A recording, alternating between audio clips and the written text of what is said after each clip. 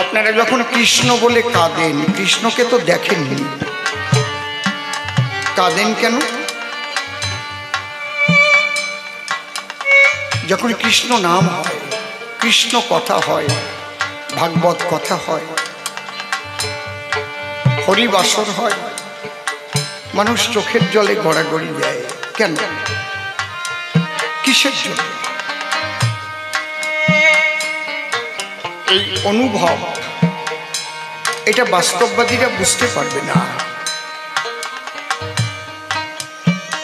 যেমন আমি যদি এখানে বলি তেঁতুল,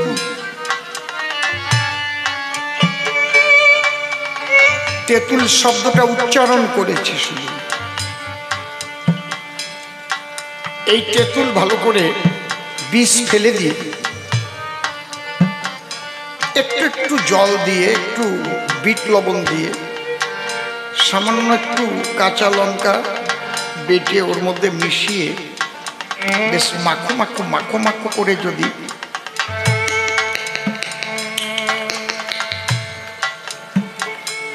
চেটে চেটে খাওয়া যায়, সত্যি কথা বলবেন লালা আইসে কিনা? বুকে হাত দিয়ে কন, লালা আসছে তো নাকি? এখানে কি তেঁতুল আছে? কারো জিউবাইকে আমি লাগাই দিছি?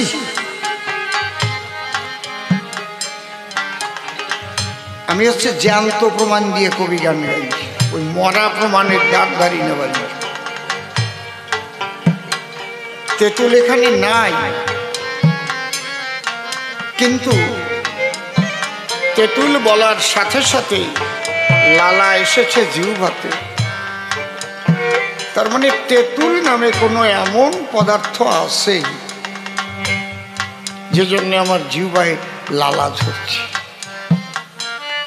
কৃষ্ণ সব নাকি প্রকৃতির দ্বারাই সৃষ্টি হয়েছে, প্রকৃতিকে নিয়ে বিজ্ঞান রিসার্চ করেছে। প্রকৃতি সৃষ্টিকার, এই প্রকৃতি কার সৃষ্টি? সাধুদের তার দিকে দৃষ্টি কোনটা বেশি আছে? তুমি যত যুক্তি দাও, তর্ক করো, সাধু যারা, তাদের কথা কি জানো? তাহলে শোনো, সাধুরা কি বলছে? আমার জ্ঞান বিজ্ঞানের যুক্তি প্রমাণ,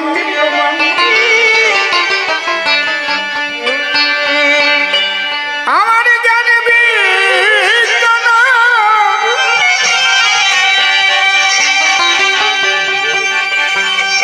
আমার জ্ঞান বিজ্ঞানের যুক্তি প্রমাণ। ও দয়াল, কোনো কিছুর দরকার নেই, দরকার নেই।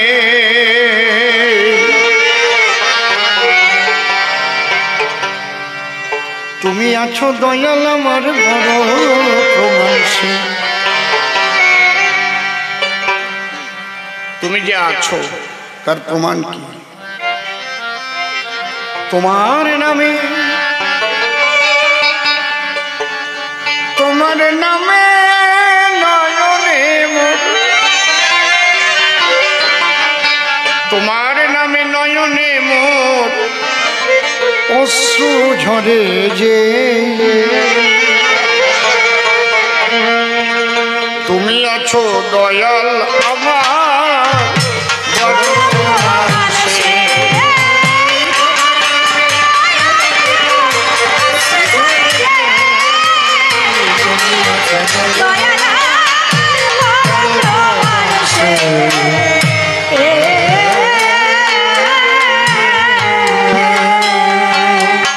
আমার জ্ঞান বিজ্ঞানের যুক্তি প্রমাণ, জ্ঞান বিজ্ঞানের যুক্তি প্রমাণ, কোনো কিছুর দরকার নেই। তুমি আছো দয়াল আমার বড় প্রমাণ আছে। তুমি আছো দয়াল আমার বড় প্রমাণ আছে।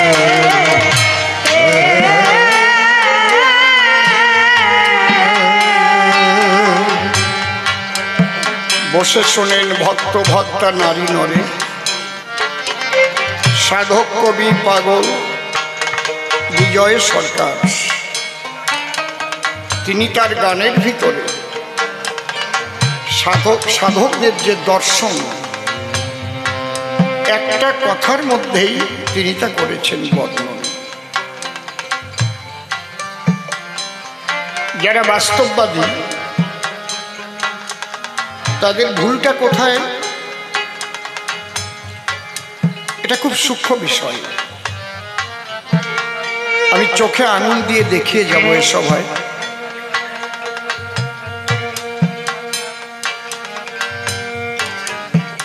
তাদের যুক্তি তর্ক জ্ঞান বিজ্ঞান একটা জায়গা দিয়ে শেষ হয়ে যায়, আর থাকে না কিছু।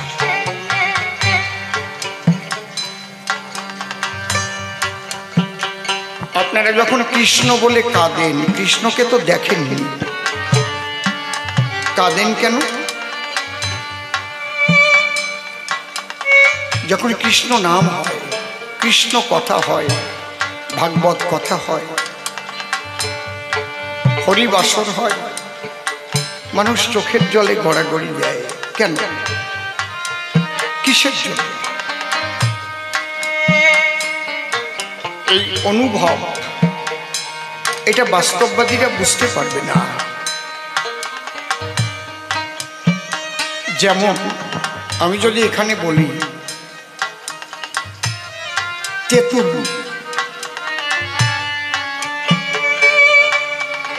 তেঁতুল শব্দটা উচ্চারণ করেছি শুধু। এই তেঁতুল ভালো করে বীজ ফেলে দিয়ে একটু একটু জল দিয়ে, একটু বিট লবণ দিয়ে, সামান্য একটু কাঁচা লঙ্কা বেটে ওর মধ্যে মিশিয়ে বেশ মাখো মাখো মাখো মাখো করে যদি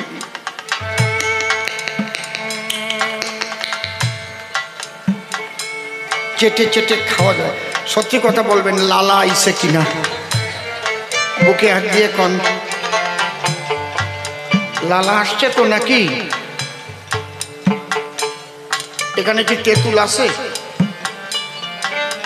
কারো জিউবাইকে আমি লাগাই দিছি?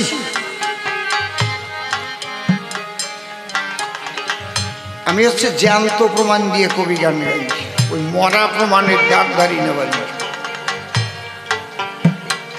তেঁতুল এখানে নাই, কিন্তু তেঁতুল বলার সাথে সাথে লালা এসেছে জিহ্বাতে। তার মানে তেঁতুল নামে কোনো এমন পদার্থ আছে যে জন্য আমার জিহ্বায় লালা ঝরছে। কৃষ্ণ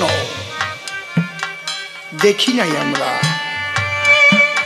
কিন্তু যখনই গাইছি হরে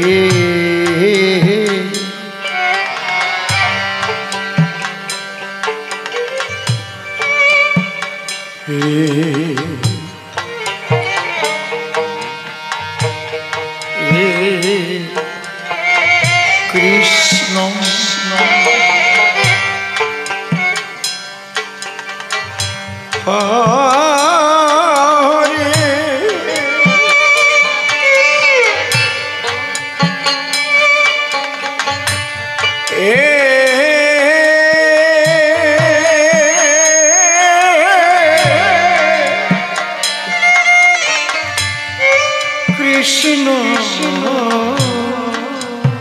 রিপিট হবে না।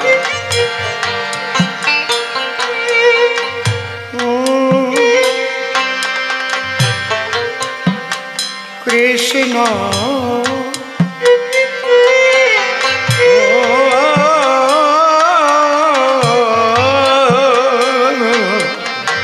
কৃষ্ণ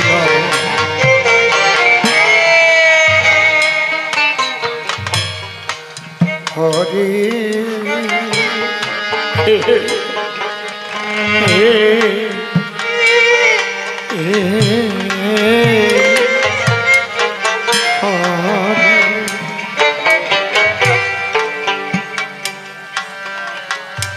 হরে রাম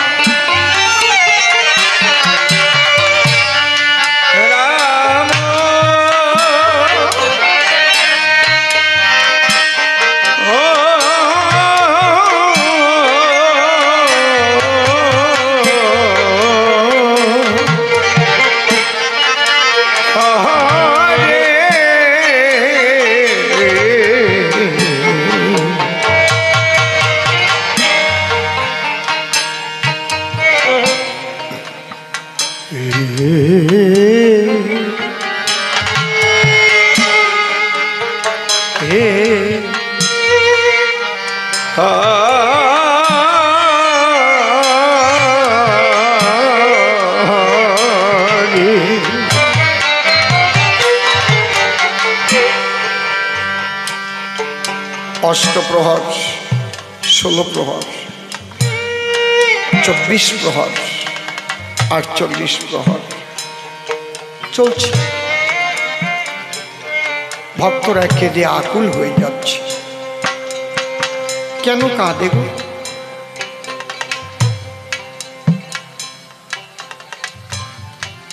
তাকে যদি এখন দেখতেও না পাই, কোনো একদিন তার সঙ্গে আমার পরিচয় ছিল।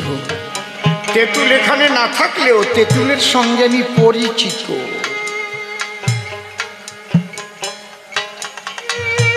বর্তমানে তেঁতুল এখানে নাই, কিন্তু স্মরণে লালা ঝরে তার সঙ্গে আমার একবার পরিচয় হয়েছিল মায়ের গর্ভাধারে।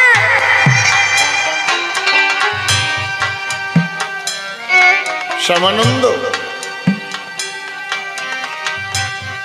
তাকে প্রথম দেখেছিল সবাই, এবং প্রথম দীক্ষা তার কাছেই হয়। ওই নাম যারা মনে রাখতে পারে তারা হয় জন্মসিদ্ধ মহাপুরুষ, কিন্তু নাম ভুলে যায়। মুখে দিল যখন মিষ্টি মধু, আমি ভুলে গেলাম তোমার নামের মধু। তোমার নাম ভুলিয়ে দয়াল আমার কান্তে জন্ম গেল। ওই গর্ভে বসে ঊর্ধ্বপদ হেঁট মুন্ডে ঈশ্বর যখন জীবের কাছে আসে, জীব করো জোরে কেঁদে কেঁদে কয়, ঠাকুর আমাকে জঠর যন্ত্রণা থেকে মুক্ত করো। ঈশ্বর বলে, ভয় নাই, আমি এসে গেছি। তোমার জন্য সাজানো একটা জগৎ আমি তৈরি করেছি, সেখানে তুমি যাবে, তুমি সব কিছু পাবে, যা চাইবে তাই পাবে। কত খাদ্য সম্ভার, কত ফল ফলাদি, সব তোমার জন্য আমি সৃষ্টি করেছি বাবা। তবে আমার একটা কথা মনে রাখবা, যা গ্রহণ করবা আমার নাম স্মরণ করে, আমার নামে নিবেদন করে গ্রহণ করো।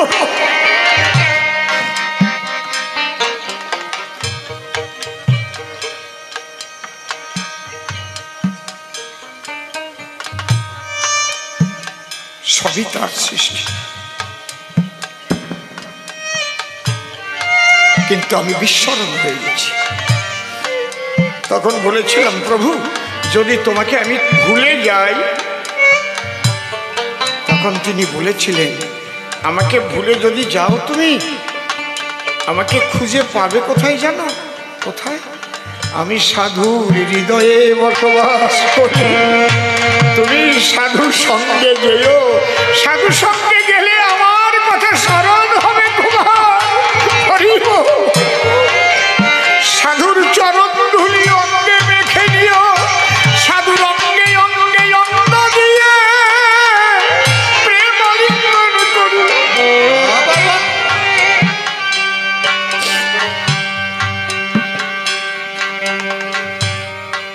কি দিয়ে তোমার পূজা দেব বলো? দেখো অনেক কিছু পাবে, দেখবে কতজন কত কিছু দিয়ে পূজা দেয়। আমার সোনার মূর্তি তৈরি করে, কষ্টি পাথর দিয়ে তৈরি করে, বিরাট বিরাট মঠ মন্দির তৈরি করে। আবার কেউ তালপাতার কুড়ে ঘরে একটা নকুল দানা, সব কিচ্ছু লাগে না জানো। তুমি শুধু তোমার সঙ্গে যে গঙ্গা যমুনা দুটি নয়ন দিয়েছি, শুধু হা কৃষ্ণ বলে দুঘুটা চোখের জলে যদি আমার কাছে তোমার আত্মনিবেদন করতে পারো, তাতে আমি খুশি হব। শ্যামানন্দ রে, তার সঙ্গে যে আমার সম্বন্ধ, এই জন্যে তার কথা মনে করলে চোখে জল এসে যায়। সাধু সঙ্গে গেলে আরো বেশি ভাসে চোখের জলে। সে বলে দিয়েছিল, তাই আমার জ্ঞান বিজ্ঞানের যুক্তি প্রমাণ, জ্ঞান বিজ্ঞানের যুক্তি প্রমাণ, আমার জ্ঞান বিজ্ঞানের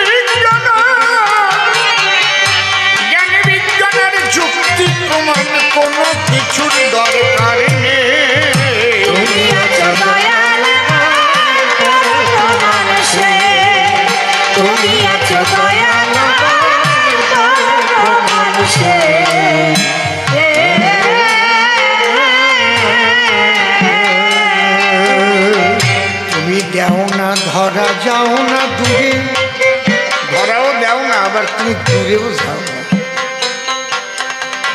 তুমি সবসময় আমার কাছে আছো। দাও না ধরা যাও না দূরে, আমাকে রেখে লুকিয়ে লুকিয়ে হাসো আড়ালে থেকে।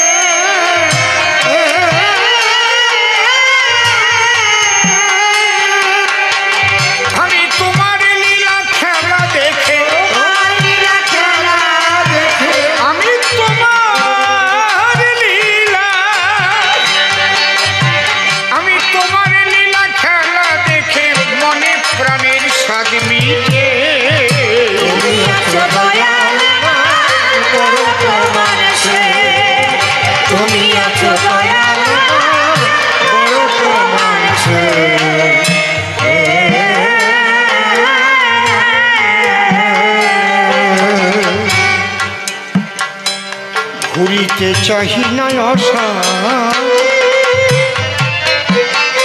সংসারের পিছু, তোমার চরণ তলে মাথা রাখিব নিচু।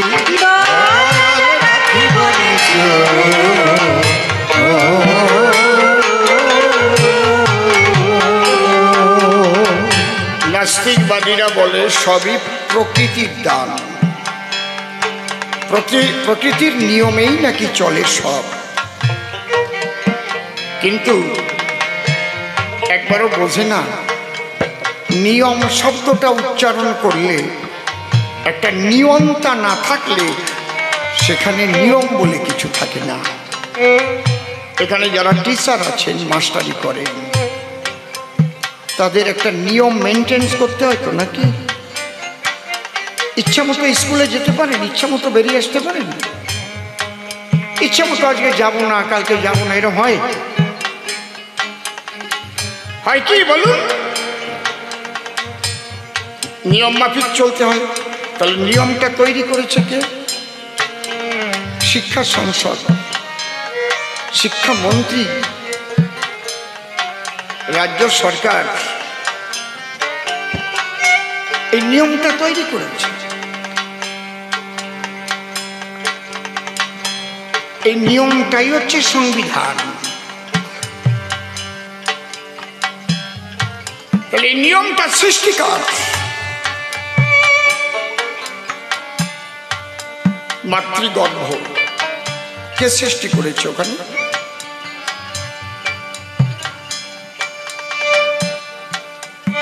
মাসে মাসে যে জোয়ার আসে, সেই ফ্যালোপাইন টিউব বলে যাকে, যে ডিম্বাণু আসে, ওই শুক্রাণু আর ডিম্বাণু মিলন হলে জায়গট ফর্ম করে। ভাষাগুলো সৃষ্টি করেছি আমরা, শব্দগুলো, কিন্তু ডিম্বাণু শুক্রাণু মিলনের ফলে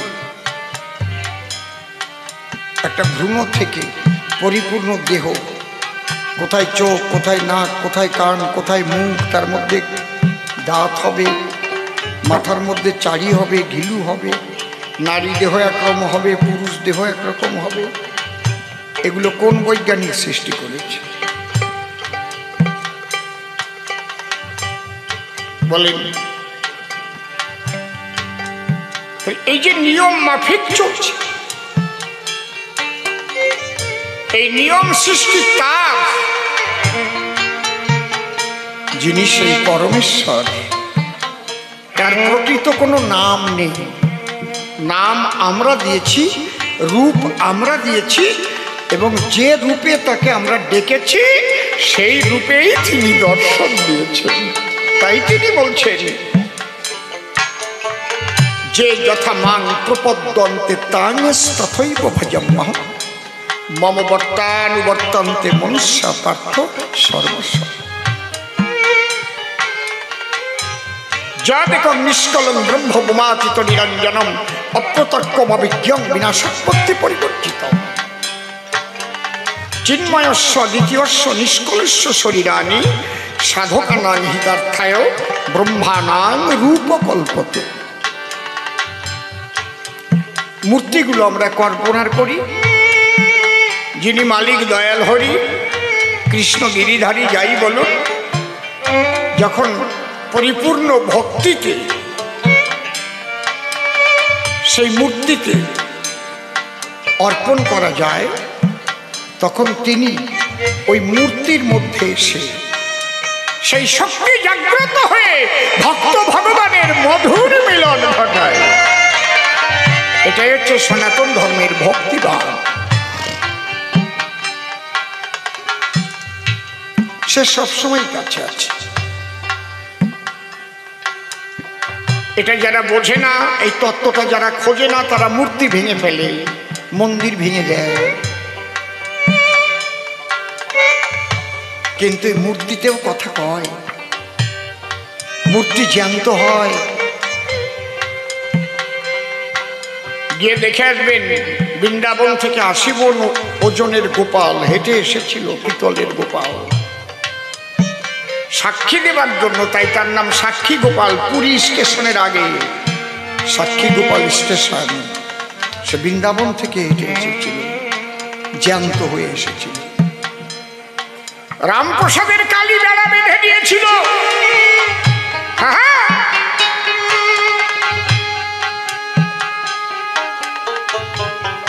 মীরাবাইয়ের কৃষ্ণ তার গানের সুরে সুরে বাঁশি বাজিয়েছিল।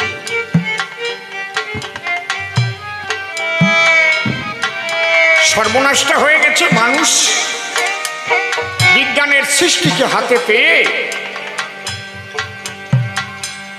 নিজেরা কি যেন একটা কি গেছে হই আর কি, আর ঈশ্বর টিশ্বর নাই না।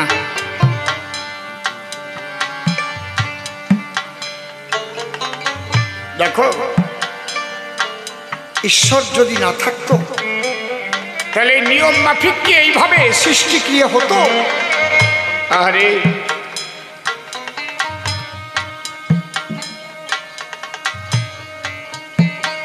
মীরাবাই যখন ছোট্ট ছিল, বাড়ির পাশ দিয়ে বিয়ে করে যাচ্ছে, ঢোল সানাই বাজাইয়ে বাবাকে বললো, বাবা কিসের বাজনা বাজে? বাবা বলে, বিয়ের বাজনা বাজাইয়ে যায়, বর বধূ দুজন পালকির মধ্যে বসার। ওই পালকির ভিতর বর আর বধূ? হ্যাঁ মা। আচ্ছা বাবা, আমাকে একটা বিয়ে দেবা বাবা? 6 বছরের মেয়ে। বাবা বলছে, মা তোর এখনো বিয়ের বয়স হয়নি না, যখন বিয়ের বয়স হবে অবশ্যই বিয়ে দেবো। না, আমাকে বর দাও, বাচ্চা কাচ্চা।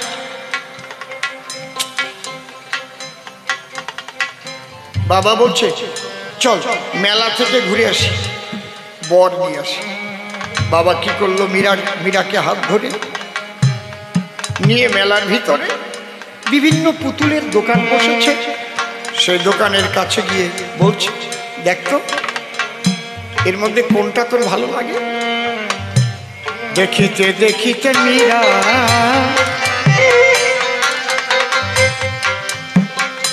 সেই মূর্তি দেখিল, যে মূর্তির হাতে বাঁশি, মুখে হাসি ছিল। মীরা বলে, ওই মূর্তি আমি ভালোবাসি, যে মূর্তিটার হাতে ধরে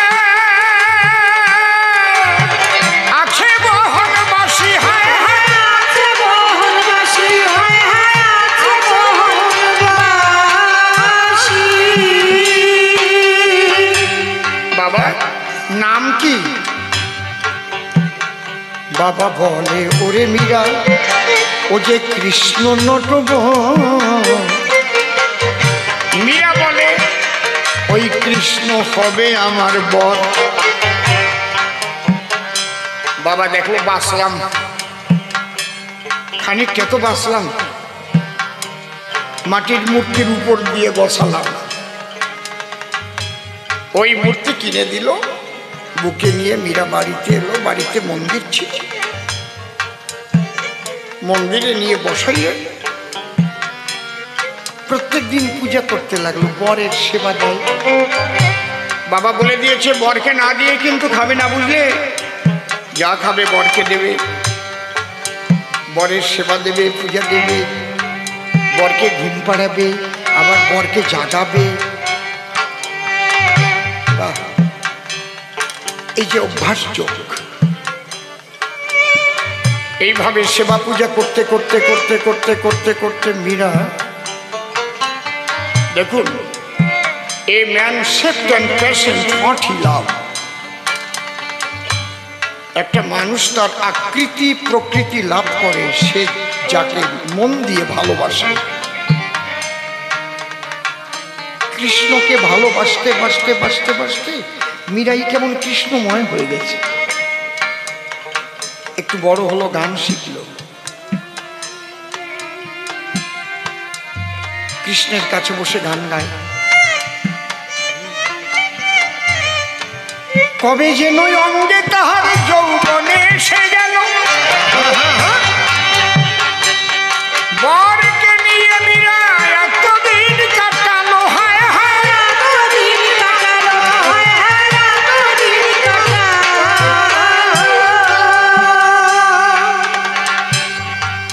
একদিন মীরাবাই গাঘরি করিয়া কক্ষে নদীতে চলেছে মীরা জল ভরিবার লক্ষ্যে।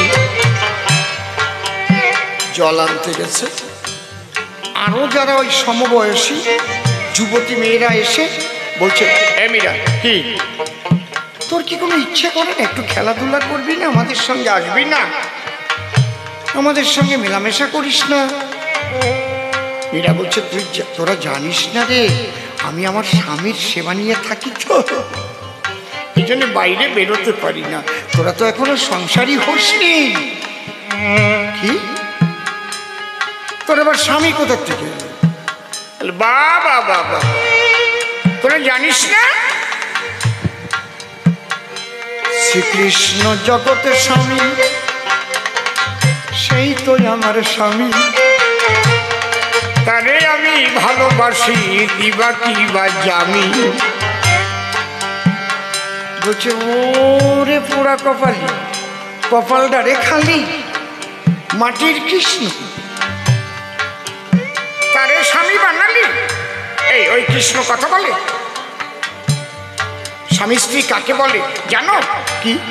বিয়ে হলে মালা বদল হয়, বউটা স্বামীর গলায় মালা দেয়, স্বামী আবার বউয়ের গলায় মালা দেয়, মালা বদল হয়, শুভ দৃষ্টি হয়। এই মিরে, তুই যে বিয়ে করেছিস কৃষ্ণের মালা বদল হয়েছে, তোর কৃষ্ণ হাত দিয়ে মালা দিয়েছে। এই যে মীরার ধাক্কা লেগে গেল। তাই তো ভালোবাসি জীবন ভরে কৃষ্ণ চিকুনি করা, নিজের হাতে আমার গলায় দেয়নি তো মালা। হায় হায় দেয়নি তো মালা, হায় হায় দেয়নি তো মালা।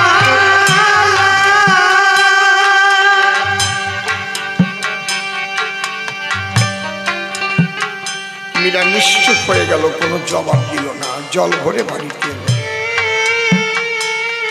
রাত্রিবেলায় বাড়িতে বকুল ফুলের গাছ ছিল। আপনারা জানেন জ্ঞানী দলে গভীর রাত্রিতে বকুল ফুলের বোটা খুলে ফুল ধরনী তলে নিপতিত হয়, মানে ফুল গাছ তলায় ফুল পড়ে, তাই তো বকুল ফুল কুড়িয়েছেন সকালবেলা, কখনো দেখবেন ছোট ছোট। মীরাবাই সেই বকুল ফুল তুলে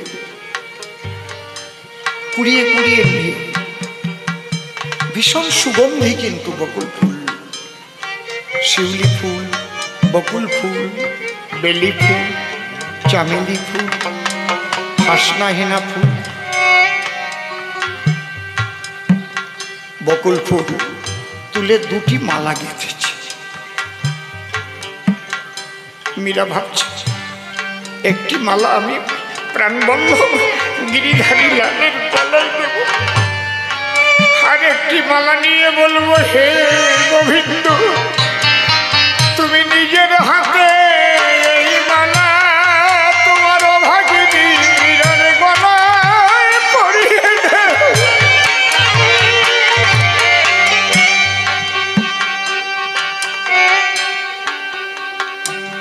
যদি আমার গোবিন্দ গলায় মালা পরিয়ে না দেয়, এ মুখ আমি আর জীবনে কাউকে দেখাবো না। আহা,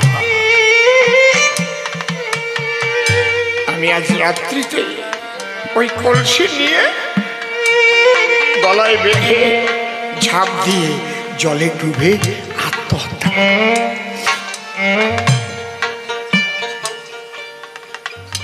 আমার মনে হয় পৃথিবীতে কেউ কোনোদিন এখনো শোনেনি যে শ্রীকৃষ্ণের দেখা না পেয়ে কেউ আত্মহত্যা করে মারা গেছে। আপনারা শুনেছেন? কখনো শুনেছেন কি? শুনবেন না। ঠিক ওই পর্যায়ে যখন যায়, তখন আমার গোবিন্দ এসে তাকে দর্শন।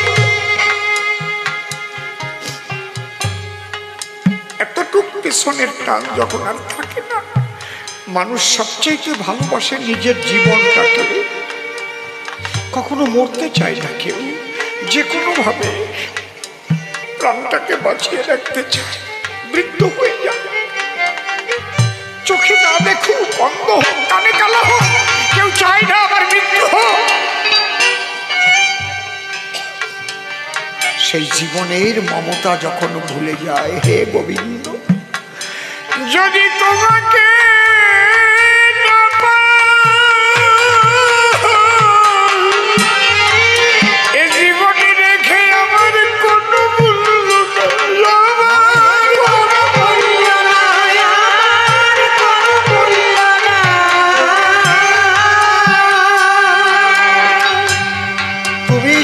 প্রাণে গোবিন্দ গলে না পড়াও মালা,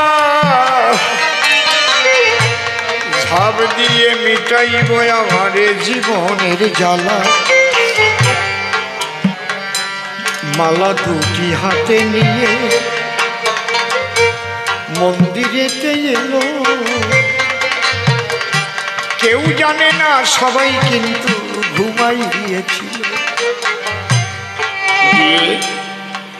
মনের আনন্দে একটি মালা গোবিন্দের গলায় পরিয়ে দিয়েছে। করজোড়ে আরেকটি মালা নিয়ে বলছে, হে প্রাণনাথ,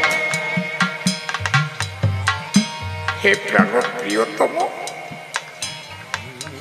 হে গিরিধারী লাল কৃষ্ণ, তুমি ছাড়া তো আমার কেউ নেই। তুমি জানো, এই মালাটা তুমি ধরে একবার আমার গলে দাও। সবাই বলে, আমি বলি আমার কৃষ্ণ স্বামী হয়। সবাই বলে, কৃষ্ণ কি মালা দিয়েছে তোমার গলায়? মাটির কৃষ্ণ মালা দেয়? মালা তো আর ধরে না।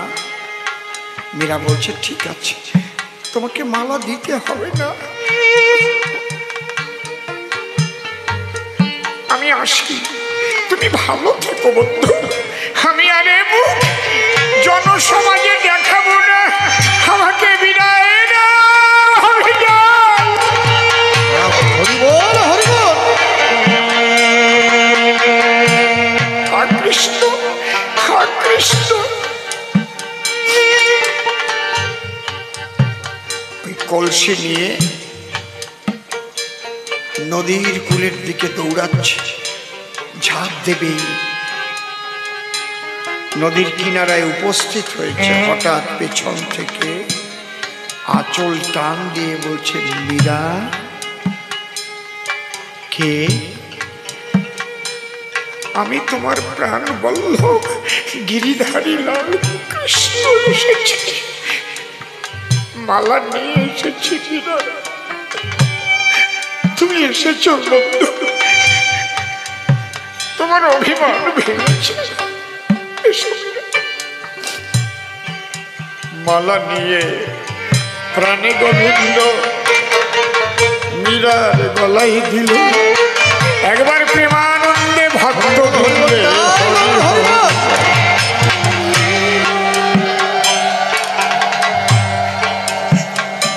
ভক্ত ভগবানের মধুর মিলন আজি হয়ে গেল। প্রেমানন্দে ভক্ত বৃন্দে একবার হরি হরি বলো, হরি হরি বলো, হরি হরি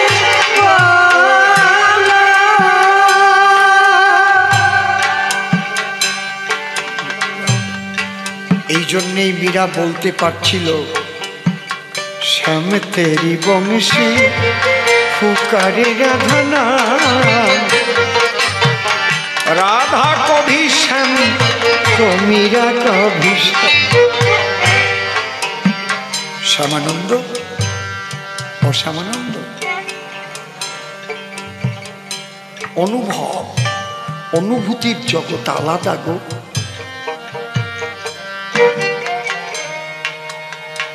ভক্তির জগৎ, এ তুমি সাধু সঙ্গ না করলে পাবে কি করে বলো? সাধুর বাজারে না গেলে বুঝবে কি করে যে সাধুদের দ্বারাই জীবনের কি কল্যাণ হয়?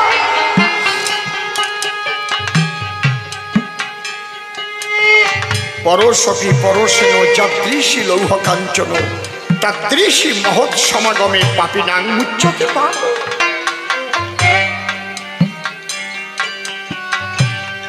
সাধুদের সঙ্গ করলে শান্তি মেলে। সুখ আর শান্তি কিন্তু এক জিনিস নয়। টাকা থাকলে বিভিন্ন ভাবে সুখে থাকা যায়। প্রচুর টাকা আপনি জমিয়েছেন, অনেক বড় বাড়ি করেছেন, গাড়ি কিনেছেন, গরমের সময় এসি ঘরে আছেন, সুখ করছেন, একে বলে সুখ। কিন্তু শান্তি আপনার নাও থাকতে পারে। সুখ হচ্ছে দেহের, শান্তি হচ্ছে মনে। যে টাকাগুলো আপনি ব্যয় করে এত বড় ইমারত তৈরি করেছেন, বিশাল অট্টালিকা গড়েছেন, টাকাগুলো যদি অন্যায়ভাবে উপার্জন করে থাকেন, মনের মধ্যে একটা ভয় থাকবে।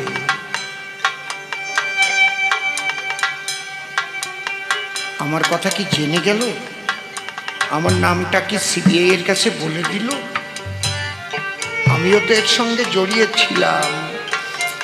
ঘুম তোমার হবে না, শান্তি তোমার না, কিন্তু সাধু সঙ্গে যখন যাবে চরিত্র বিশুদ্ধ হবে। হরি বলো, তার মন পরিশুদ্ধ হবে, প্রেমের বাতাস গায়ে লাগবে, রাধা প্রেমে ধোঁয়া দেবে। কুড়ে ঘরে থাকলেও শান্তিতে থাকবে, দুশ্চিন্তা মুক্ত থাকবে।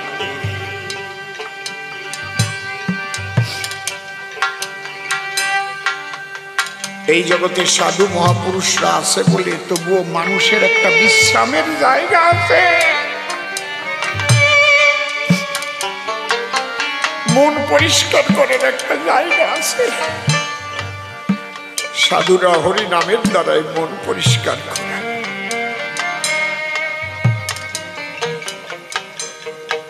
নাম কৃষ্ণ চৈতন্য রসবিগ্রহ পুণ্য শুদ্ধ নিত্য মুক্ত অভিন্নাত্মা নাম নামিন। সাধু সঙ্গ করে দেখো যে সাধু সঙ্গে কি আনন্দ, কি প্রেম, কি মানসিক শান্তি। রত্নাকর দস্যুর মতো দস্যু এই ভারতে ছিল, সাধু সঙ্গের দ্বারা এসে বাল্মীকি হইল।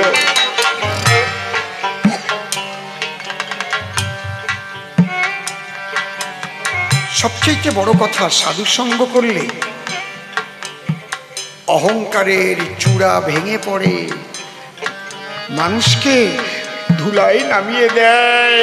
তৃণাদপি শুনিছেন তরুণীব সহিষ্ণুরা, অমানিন মানদান কীর্তনিয়া সদা হরি। সাধুর অঙ্গে অঙ্গ দিয়া কি আনন্দ পায়, সাধুর বাতাস লাগে যখন জুড়ায় তাপিত হৃদয়। সাধুর চরণ ধুলি শিরে নিলে জীবন হয় ধন্য।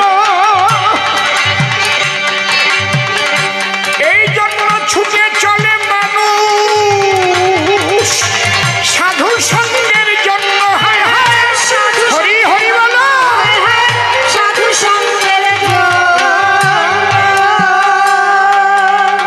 বন্য পশু হিংসা ভুলে হরি নাম করে।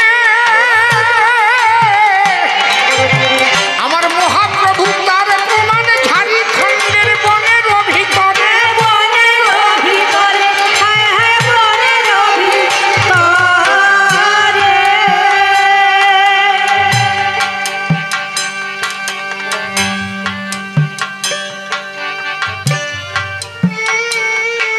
সাধু সঙ্গ না করলে আমি তোমাকে কি করে বোঝাবো যে সাধুদের দ্বারাই জীবের কি হয়।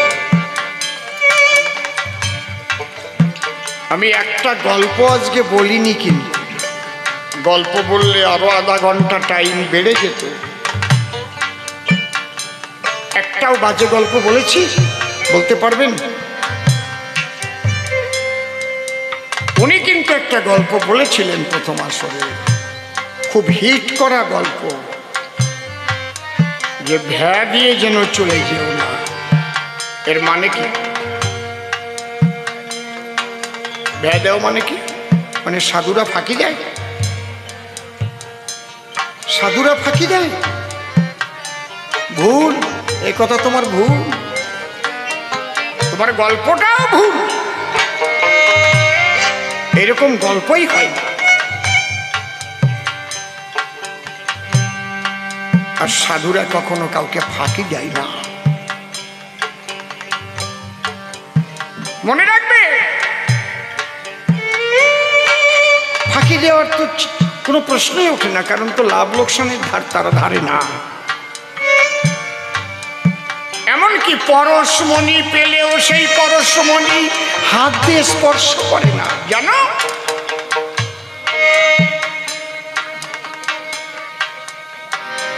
কত লোকের ভালোবাসা পেলাম জীবনে, জীবন তো জুড়াই না দয়া তোমা বিহনে। হায় হায় তোমা বিহনে, হায় হায় তোমা বিহনে। তোমার নাম লয়ে বসি বিজনে, নামে লয়ে বসিবি গনে। তোমার নাম লয়ে, তোমার নাম লয়ে বসি বিজনে, পাগল বিজয়ের বাসনায়। তুমি আছো দয়াল আমার বড় মানুষে, তুমি আছো দয়াল আমার বড় মানুষে।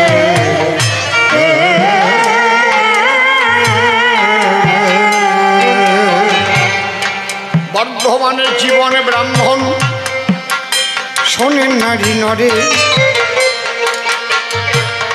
সবচেয়ে বেশি শিব মন্দির বর্ধমান জেলার ভিতরে।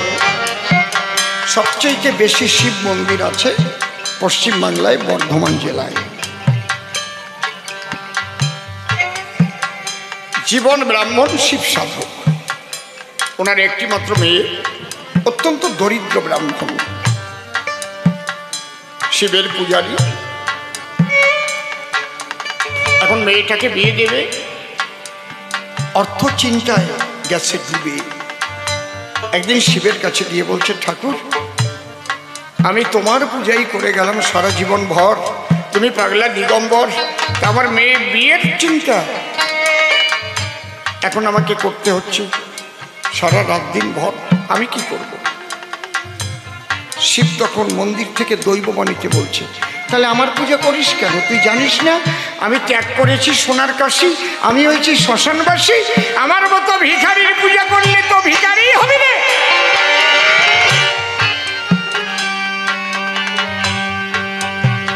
আমি হরি বলা কাঁধে ভিক্ষার ঝোলা, দেখিস না?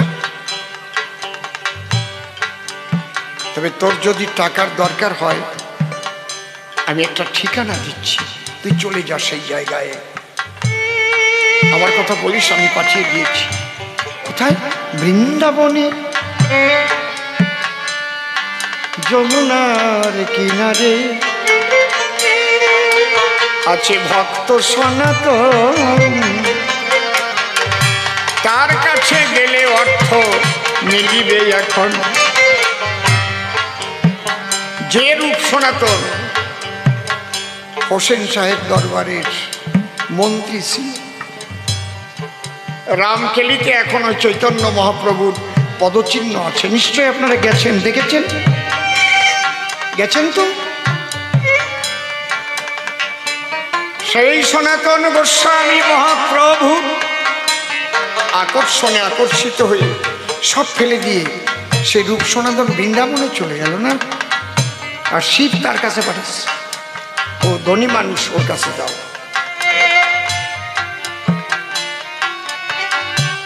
সনাতনের ভজন কুটির বলুন তো কোথায় ছিল? একদম ওই যে ভাঙা মদন মোহন মন্দির, গেছেন? বৃন্দাবনে গেছেন কারা কারা? হাত তোলেন তো দেখি। বৃন্দাবনে গেছেন কারা কারা? ভাঙা মদন মোহন মন্দির, যে মন্দিরের চূড়ায় 12 মণ ঘিয়ের প্রদীপ জ্বলত, অলওয়েজ 12 মণ ঘিয়ের প্রদীপ জ্বলত।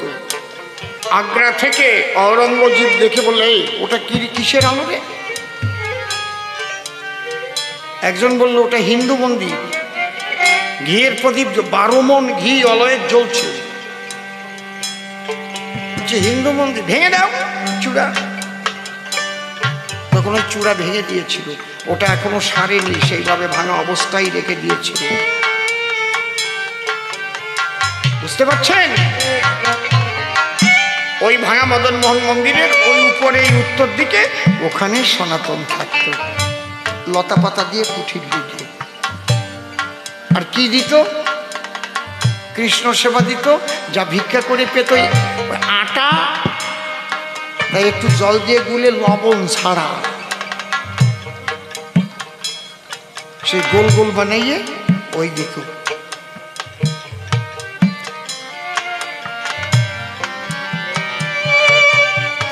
ওই জায়গা পাঠাইছে কারে? জীবন ব্রাহ্মণরে। কিসের জন্য? টাকা। ভালো জায়গায় পাঠাইছে রে কাকা। খুঁজিতে খুঁজিতে জীবন সনাতনকে পায়, লেংটি পরা সাধু বসে আছে ওই জায়গায়, নামের মালা হাতে ধরা, উলঙ্গ প্রায়, জীবন দিয়ে প্রণাম করে সনাতনের পায়। হায় হায় সনাতনের পায়ে, হায় হায় সনাতনের পায়ে। হরে কৃষ্ণ হরে কৃষ্ণ। রাখো রাখো বাবা। কি জন্য এসেছো বাবা? বলে আপনি তো ভক্ত সনাতন। বলে ভক্ত হতে পারিনি, আমাকে শিব ঠাকুর পাঠিয়ে দিয়েছে, আমি বর্ধমান থেকে এসেছি। আপনি খুব বড় লোক, আমার মেয়ে বিয়ে দেওয়ার জন্য টাকার দরকার, তাই ভোলা দিগম্বর বলেছে তুমি বৃন্দাবনে সনাতনের কাছে যাও, অনেক ধন পাবে।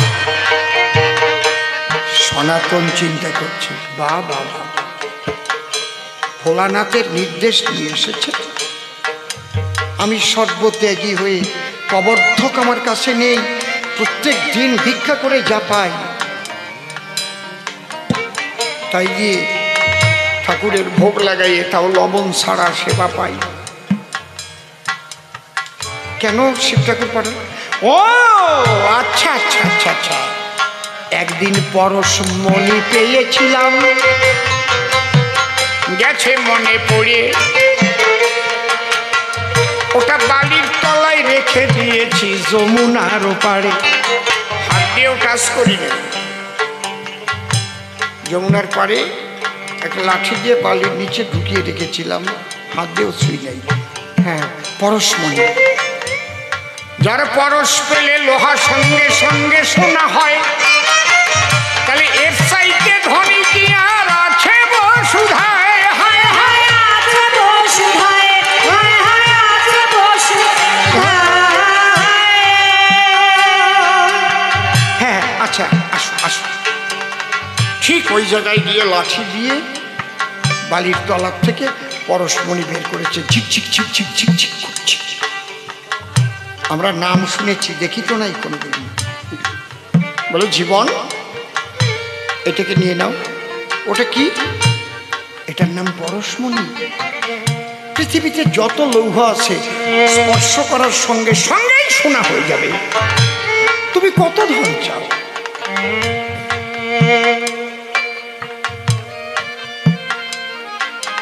সাধু দর্শনে যায় মনের ময়লা, পর্শনে হয় প্রেম তরঙ্গ।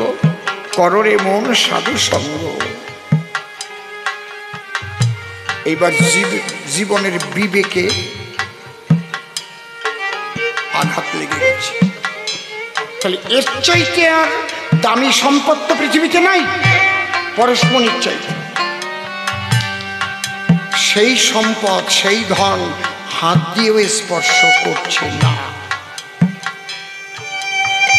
তাহলে পরশমণির চেয়ে আরো ধন এই সাধুর কাছে রয়ে।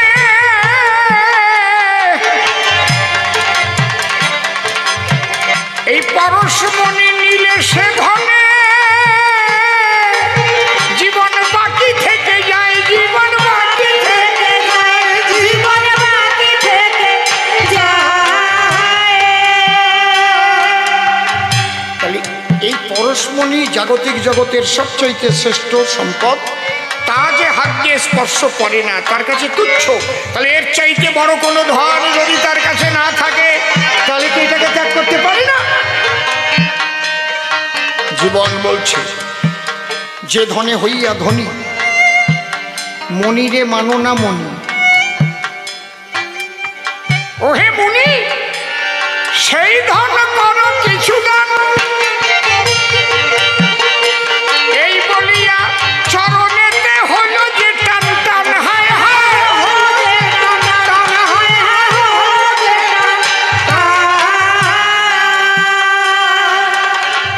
সনাতন বলছে, তুমি সেই ধন নেবে? সেই ধন নেবে? বলে হ্যাঁ। তাহলে রাধা ধনের উপরে আর কোনো ধন নাই। জয় রাধে বলিয়া ধুলায় গড়ি দৌড়ে ভাই। জয় শ্রী রাধে বলে ধুলাই গড়া গড়ি দিল। হরি বল। জীবনের অর্থ আকাঙ্ক্ষা দূরে চলে গেল। হায় হায় দূরে চলে গেল, হায় হায় দূরে চলে গেল। জীবনের আর অর্থের আকাঙ্ক্ষা রইল না, পরশমণি পর্যন্ত আর নিজে গ্রহণ করল না। সাধু সঙ্গ করা মানুষ কোনোদিন দুর্নীতি করতে পারে না। প্রকৃত সাধুর সঙ্গ যারা পায়, তাদের জীবন পরিবর্তন হয়। আপনারা সাধুগুরু বৈষ্ণব এসেছেন, আজকে সত্যি এই জায়গাটা যেন ভক্ত বৃন্দাবন হয়েছে। আমি বহু জায়গায় গান গেয়েছি, কিন্তু আজকে এখানে আপনাদের এখানে আমি নূতন এসেছি, কিন্তু আমি অভিভূত হয়ে যাচ্ছি। শ্রোতার 90% শ্রোতাই গুরু ঘরের শ্রোতা। ঠিক বলছি না বেঠিক বলছি? ঠিক বলছি না বেঠিক বলছি বলুন? সবাই আপনারা গুরুমুখী। গান আমরা বহু জায়গায় গাই, স্কুল কলেজ বিশ্ববিদ্যালয় দেশ বিদেশ, কিন্তু এইরকম গুরুমুখী শ্রোতা এক কাক দিবে গিয়ে পেয়েছিলাম। কি বাবা? আর শান্তির মোড়ে এসে পেলাম গুরুমুখী